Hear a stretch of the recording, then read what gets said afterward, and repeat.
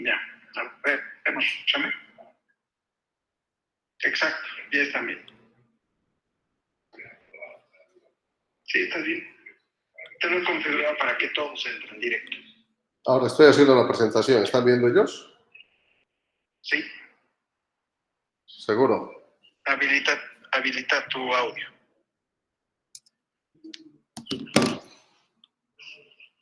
Está habilitado, mi. Y entonces, a ver, preguntar si miran. ¿Jóvenes están escuchando? Ok, ¿y la presentación se ve?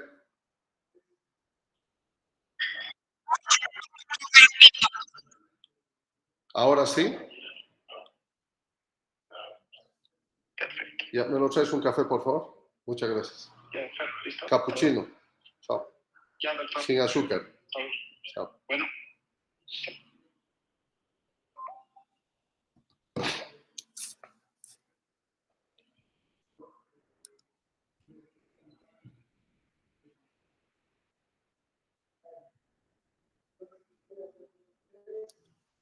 Bueno, ayer dejamos, todo ahora lo que estamos hablando es de cirugía mínimamente invasiva. Esto fue publicado en el Surgical Clinics el 2013. Rosen y Totti, que hablan de la reparación abierta inguinal, para la hernia inguinal. Nivel de evidencia 1A, ustedes van a poder ahí ver medicina basada en evidencia, grado de recomendación. Y las conclusiones de estas publicaciones son menor dolor crónico y parestesias, o sea, ventaja de la laparoscópica, retorno precoz a las actividades, eso no cabe dudas, o sea, eso es lo que estos dos factores iniciales han cambiado la historia en relación, ¿qué es lo que modifica? ¿Están escuchando? Jóvenes, ¿están escuchando?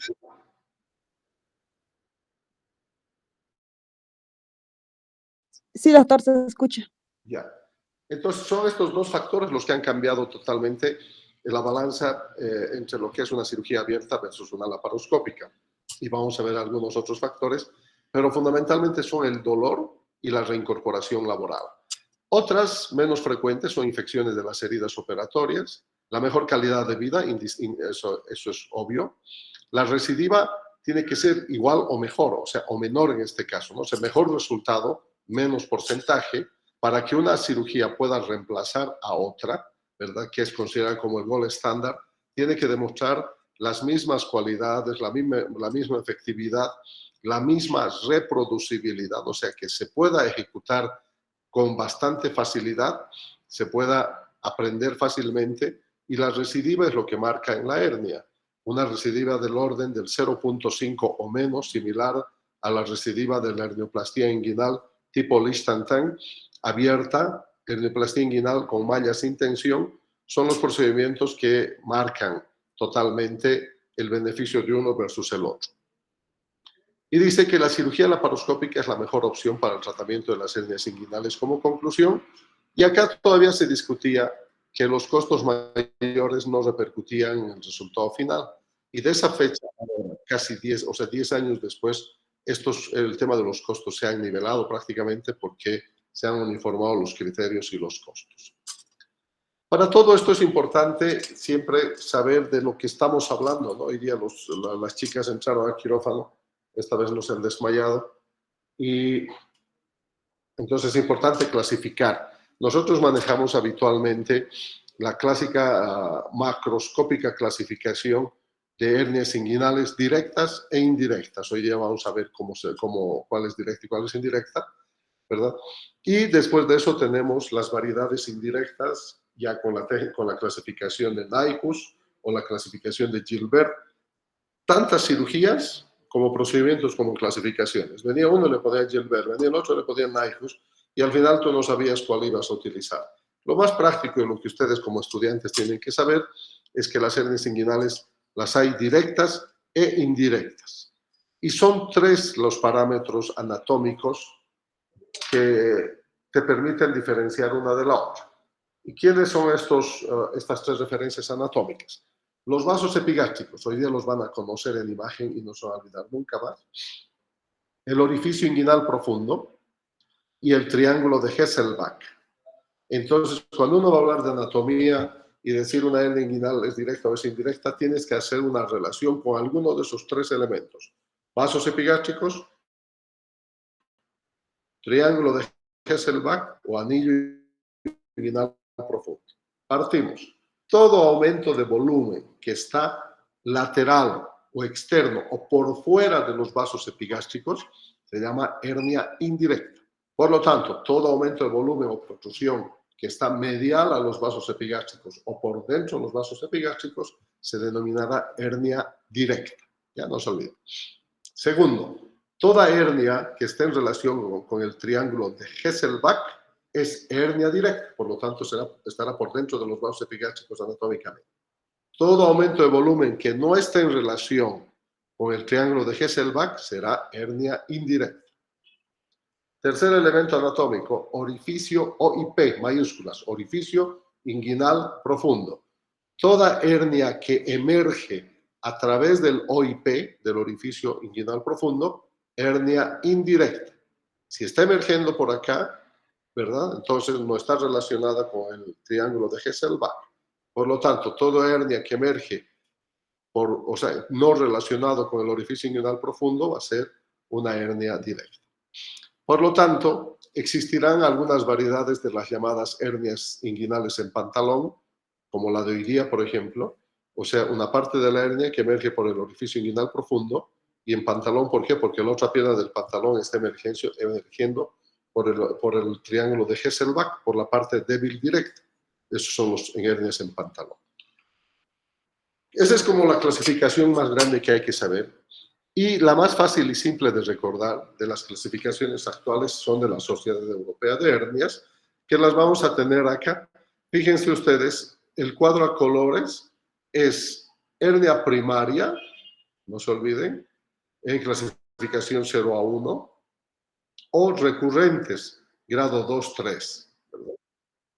En el cuadro ustedes pueden ver los distintos tipos de hernias, de Gilbert, de Stoppard, de Nyhus, de Ben David, de Alejandro, de todos. Pues hay un montón de clasificaciones y todo sencillamente para terminar anclándonos en lo que es el cuadro del lado derecho. Después de revisar las clasificaciones disponibles para las hernias inguinales, la Sociedad Europea ha preferido una más sencilla y basada en la clasificación de Aquisgrán. Las hernias inguinales promoverán el uso general y sistemático de esta clasificación para la descripción intraoperatoria del tipo de hernia y para aumentar la comparación de los resultados. O sea, si tú hablas un solo idioma, tú vas a poder entender las estadísticas de Asia. Cuando tú estás en primaria 0 o 1, periodo de tamaño, y si es lateral, que sería por el orificio inguinal profundo, si es medial, sería por el triángulo de Hesselbach, o es femoral, las hernias plurales, ¿verdad? Una clasificación súper fácil. Los objetivos de la cirugía de la hernia y en general todos los procedimientos están tendiendo a emular un poco lo que hizo Strasberg en la cirugía de vesícula, ¿no? Él propone la pista segura de Strasberg para evitar o disminuir el riesgo de lesiones de la vía biliar durante la cirugía de la colecistectomía laparoscópica. Y él dice, después de disecar el ilio, lo único que tú tienes que ver son dos elementos tubulares paralelos. Uno corresponde al conducto cístico y el otro corresponde a la arteria cística. Esto lo tienes que ver por delante y por detrás. Esto te da un margen de seguridad porque el elemento transversal que acompaña sería el conducto hepático o el colédoco, la vía biliar principal. Entonces, porque estos están horizontales, a no ser que lo estés jalando demasiado. Entonces, en relación a lo mismo, el profesor Parker y el grupo del Brasil de Klaus se me ha ido el nombre, y Marcelo Furtado, son los que van a escuchar hablar mucho en relación a lo que es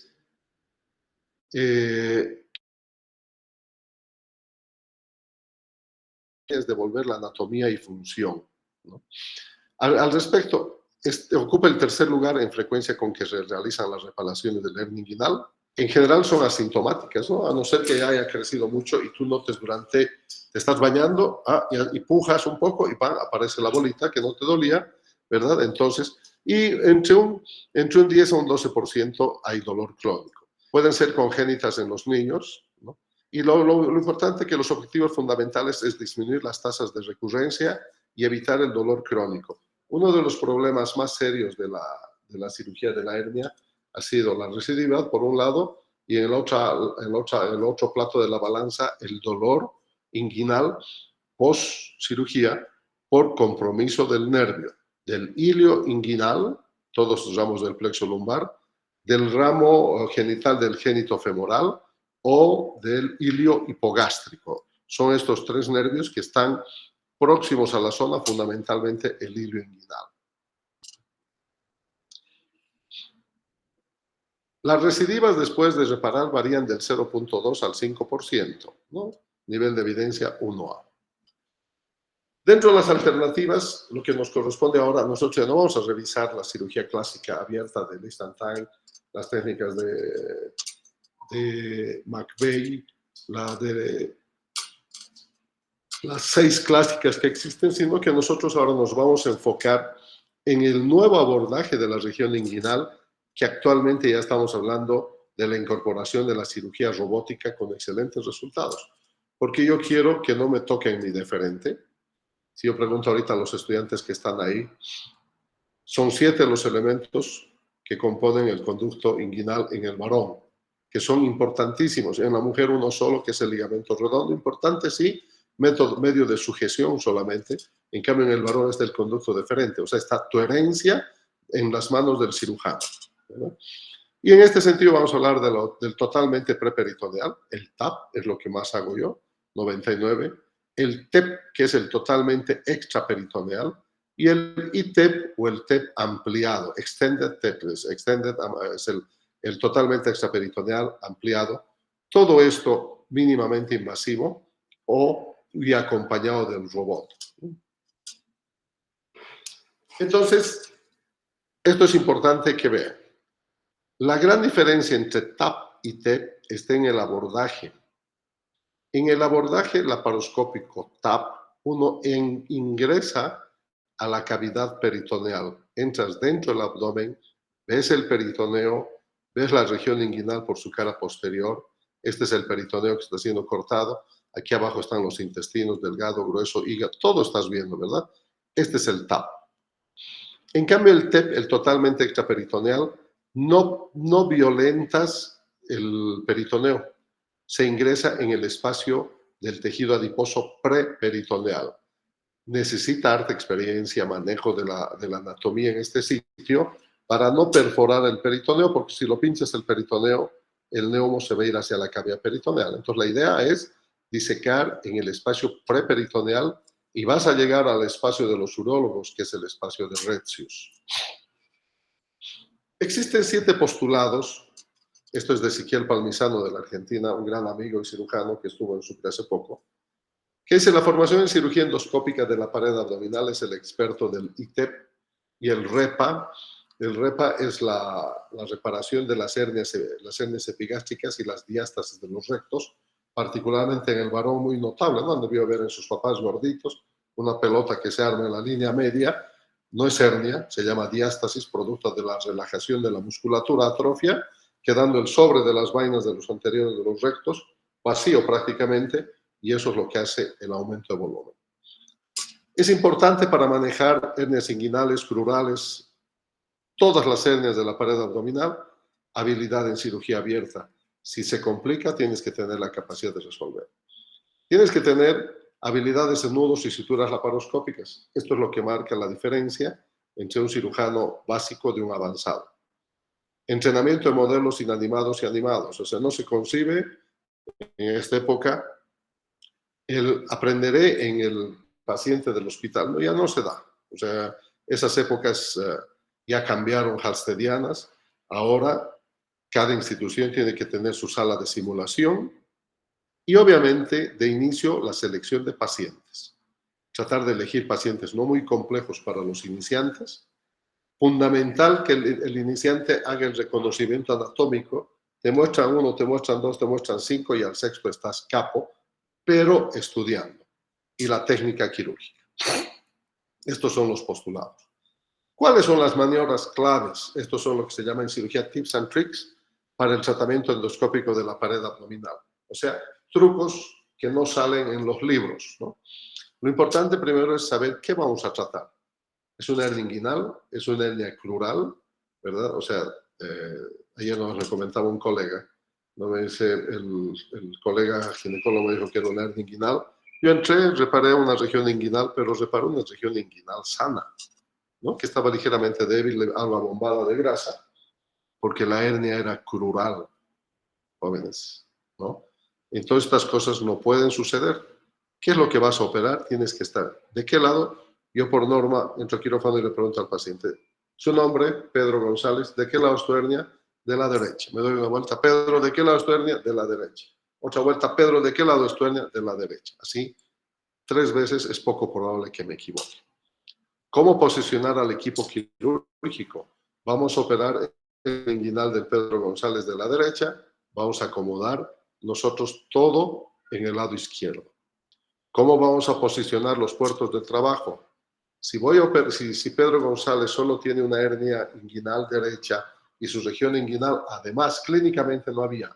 Ahora veo que está sanito, entonces solo es derecha, porque hasta el momento solo he metido el trocar óptico, el de 10, a través del ombligo. Entonces ahora la posición de mis trócares triangulando van a estar más próximos a la línea media, cosa de que pueda ergonómicamente operar cómodo. Porque ayer les decía, cuando las hernias son bilaterales, tienes que reparar las dos. Lo único que haces es cambiar de lado, de la izquierda a la derecha para operar, y los brazos quedan un poco entreabiertos. ¿Cómo lograr una visión crítica de seguridad? Lo vamos a ver ahora, conociendo los 5 triángulos y particularmente el triángulo de Doom, que es el triángulo peligroso de los vasos, vena, arteria y nervios femorales, y el triángulo de pain o el triángulo del dolor. ¿Cómo posesionar y fijar la malla? Otra vez detalles, trucos y técnicas. Experiencia de más de, yo creo, 700 hernias inguinales TAP. La malla que colocamos por vía laparoscópica es 30% más grande que la que se coloca por vía anterior, ¿no? O sea, el espacio es mucho más cómodo, mucho más amplia. Y hay que fijar, ya sea con puntos de sutura o con pegamento, como el Tisucol, o sea, un pegamento como el que utilizan los odontólogos para pegarle cuerpos extraños que lastimen el nervio y te dejen con dolor. ¿La clave cuál es? El profesor Félix Dice. Félix Dice, él publica en 2017 la visión crítica del orificio miopectíneo. Dice es el colombiano, el doctor Dice, ¿no? Y dice él, ¿no?, que la clave de esto es conocer la anatomía.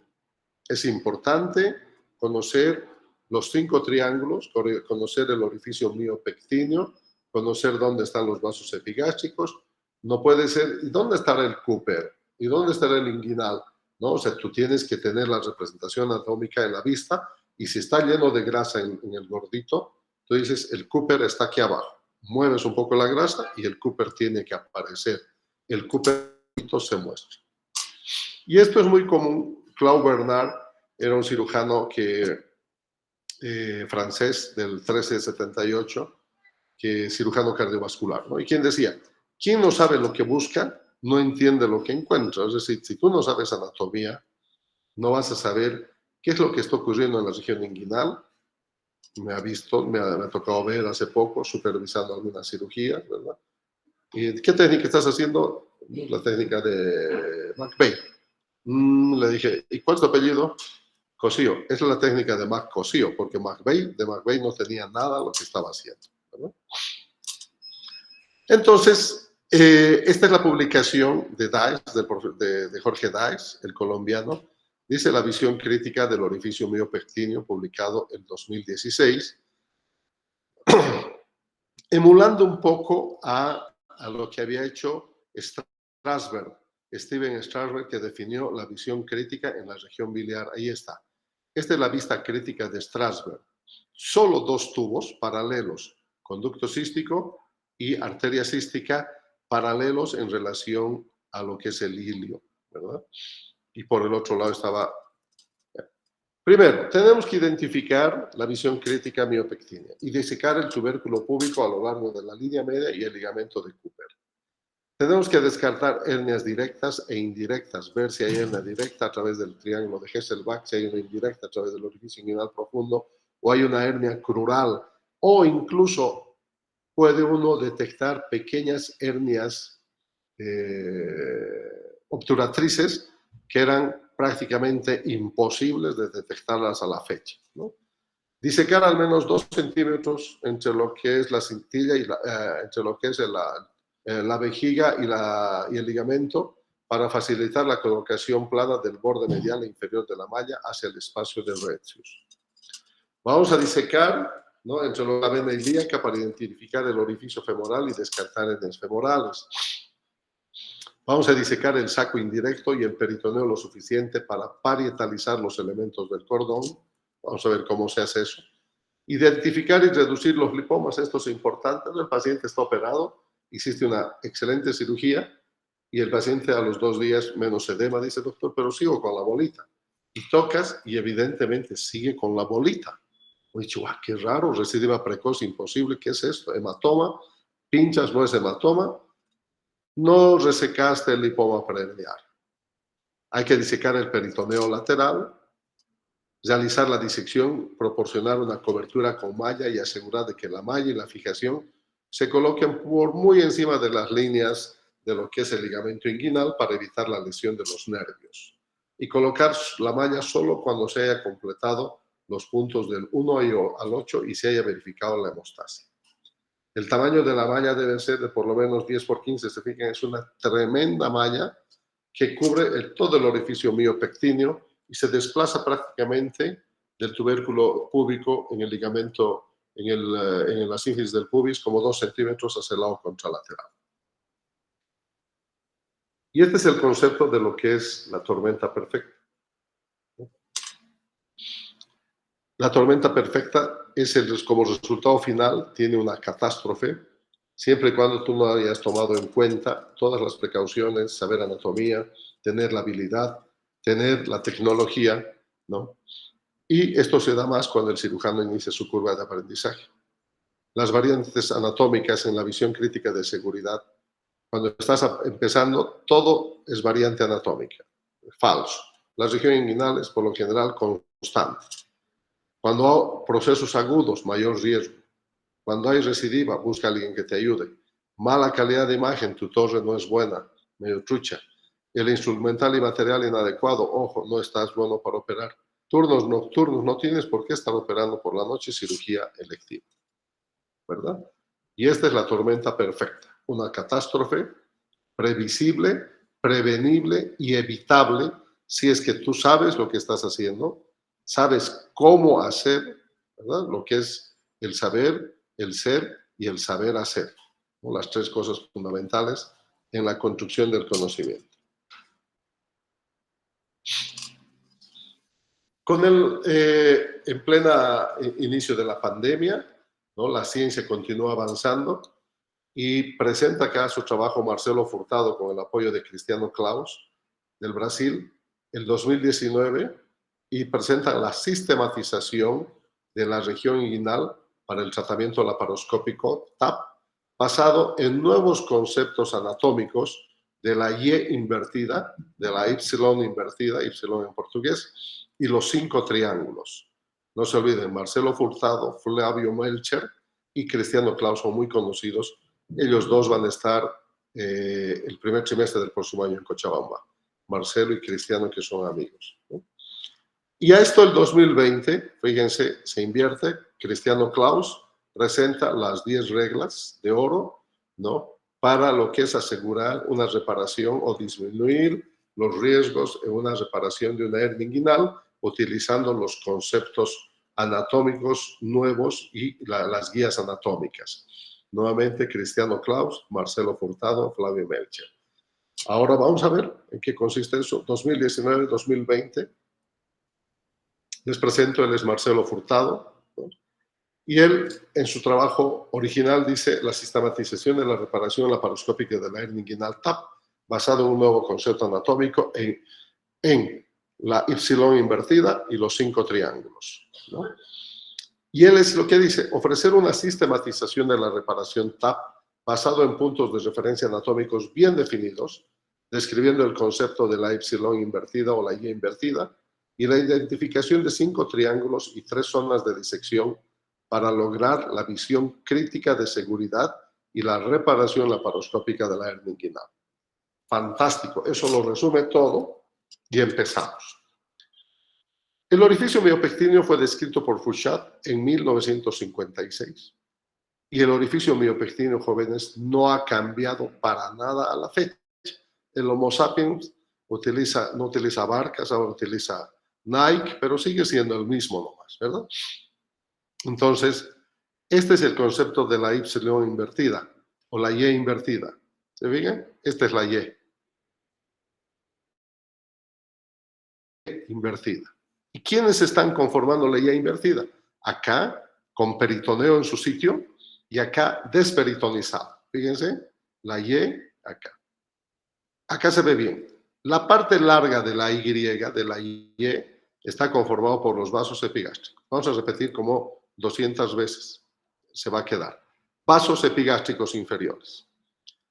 El brazo interno está dado por el conducto deferente.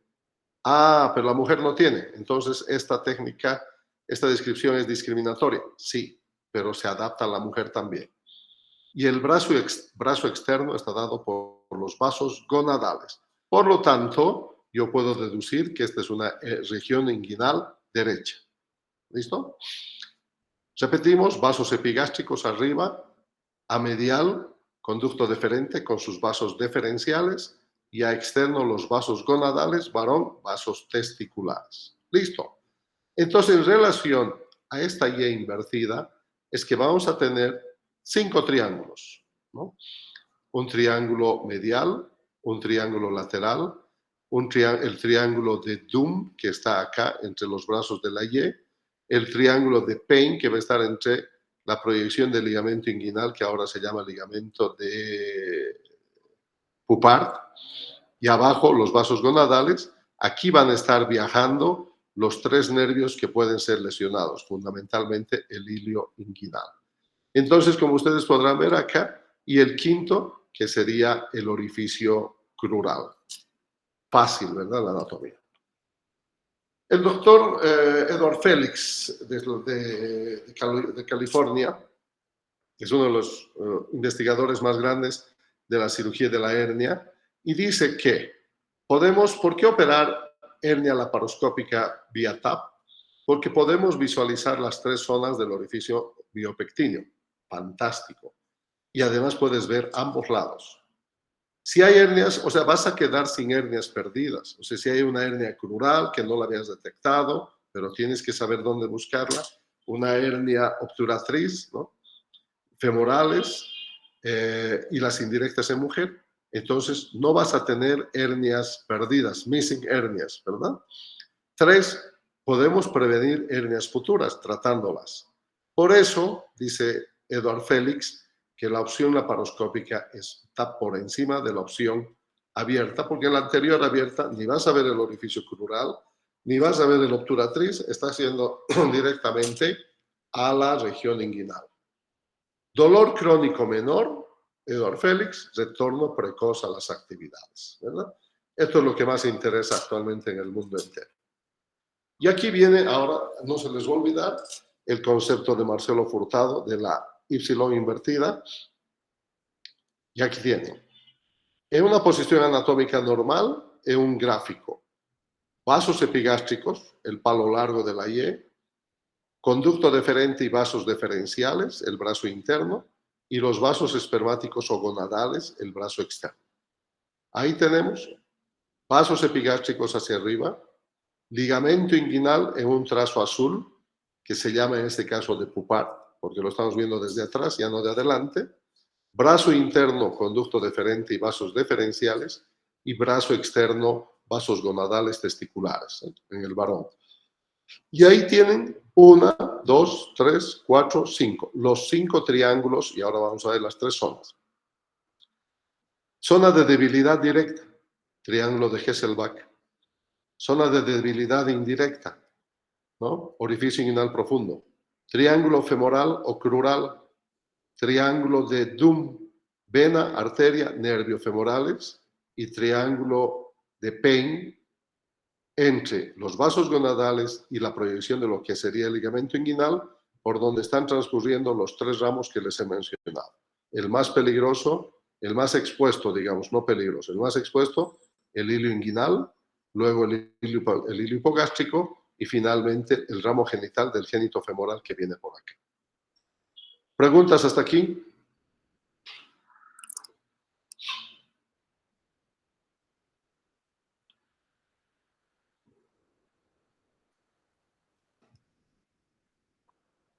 ¿No hay preguntas? Al parecer no hay preguntas, Doc. Seguimos entonces.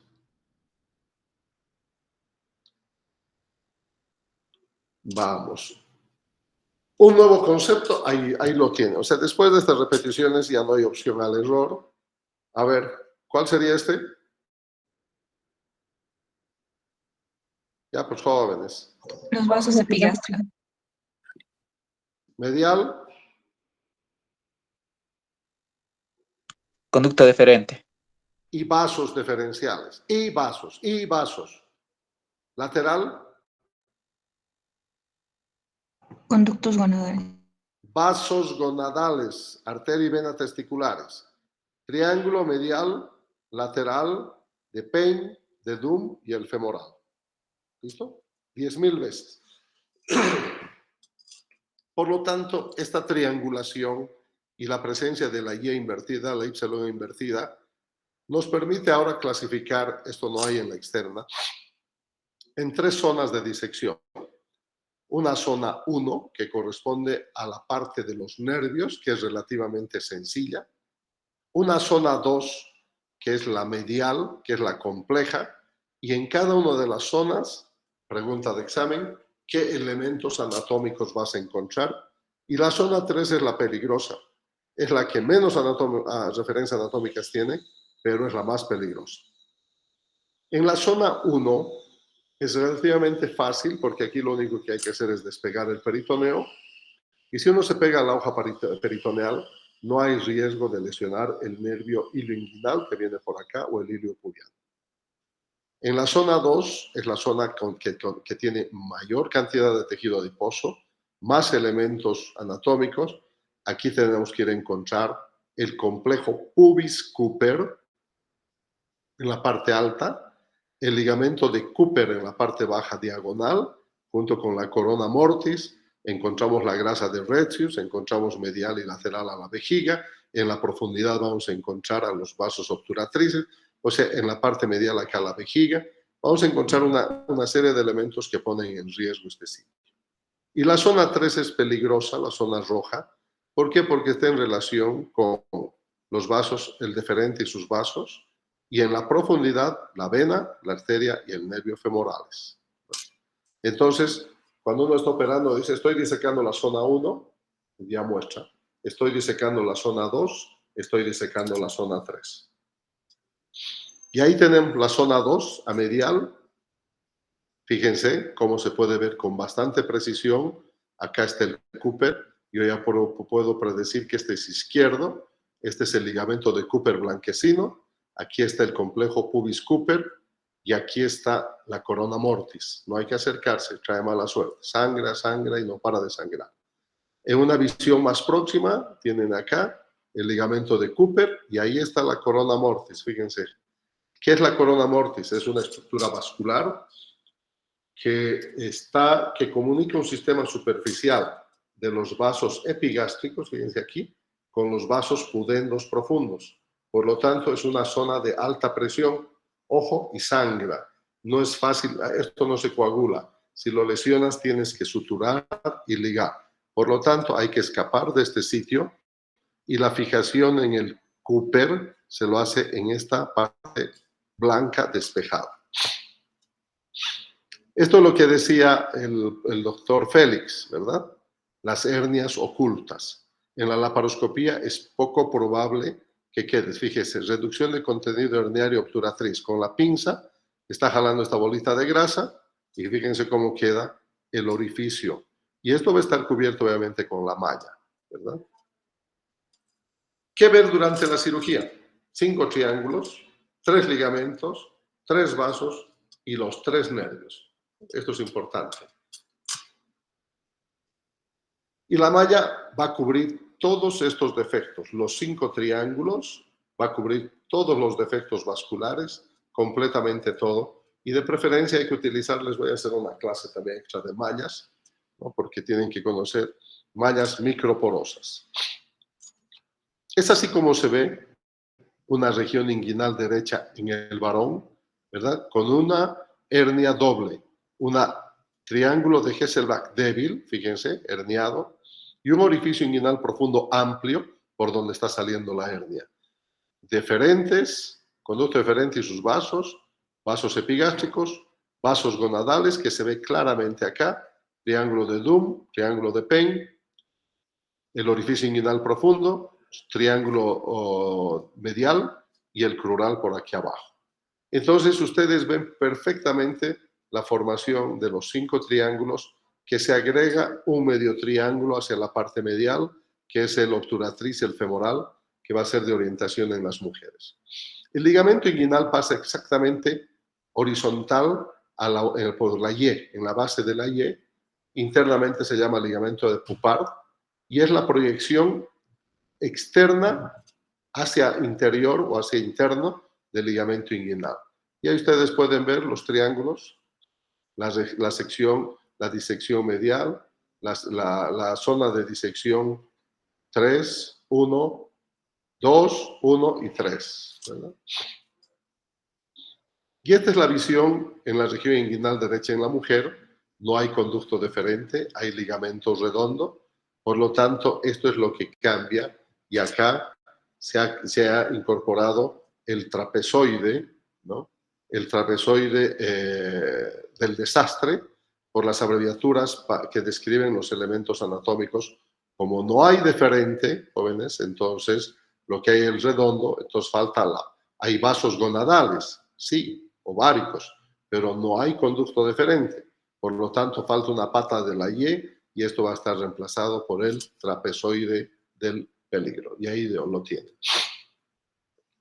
Y estas son las 10 reglas. Esto ha sido publicado por Cristiano Claus, Marcelo Furtado y Flavio Melcher el 2020, 11 de febrero, en el Surgical Endoscopy, con el apoyo además de Edward Félix, ¿no?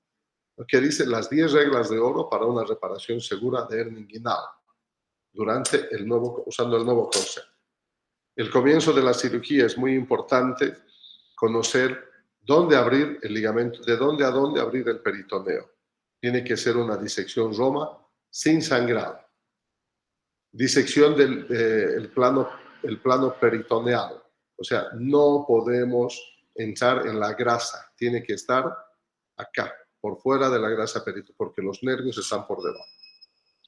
La disección debe extenderse al menos hasta la sínfisis del pubis o pasar 2 centímetros de este sitio. La vena ilíaca externa debe ser visible, ahí la tienen, vena, arteria, nervio, evitando así una hernia femoral en este sitio, fíjense, que puede estar perdida.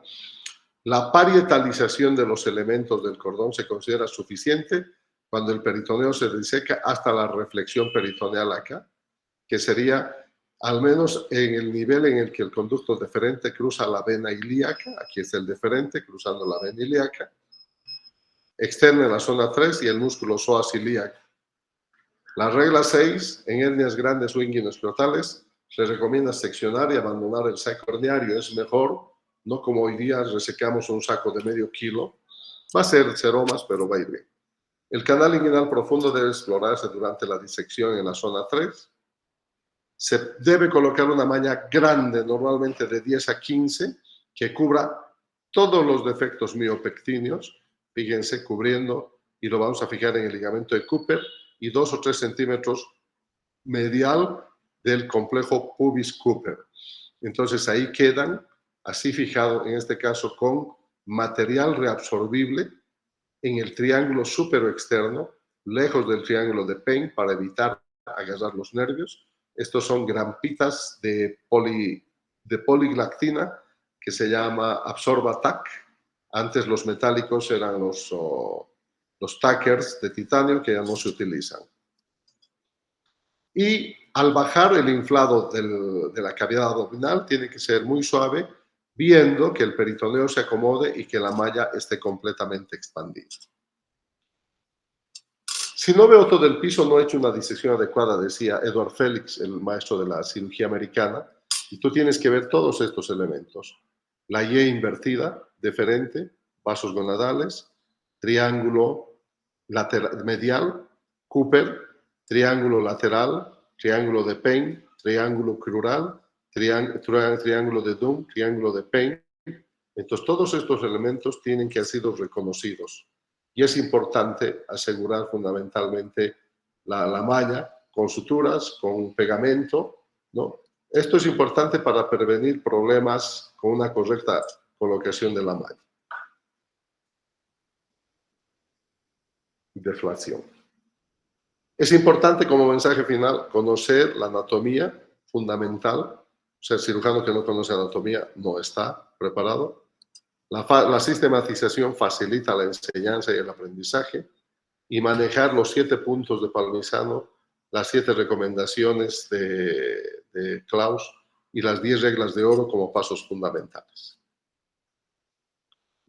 Esta clase no se la van a dar, no se las van a mostrar, no la conocen muchos cirujanos también, porque en Cochabamba probablemente los dedos de mi mano derecha sobran para decir que hay 4 o 5 cirujanos que hacen cirugía inguinal por vía laparoscópica, técnica TAP y menos TEP. Uno hace en el Vietnam, el doctor Vallejos hace TEP. No lo he visto hacer hace tiempo, me imagino que ha de ser un tigre en el TEP. Nosotros fundamentalmente hacemos TAP y todo hacemos por vía mínimamente invasiva de preferencia. Esta semana nomás se me dio por operar hernias abiertas para recordar un poco. Preguntas.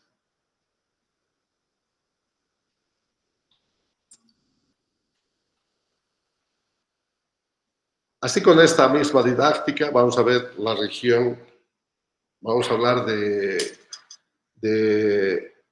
hernia hiatal y reflujo, vamos a hablar de colon, vamos a hablar de vía biliar y un brochazo muy sólido sobre obesidad y cirugía metabólica.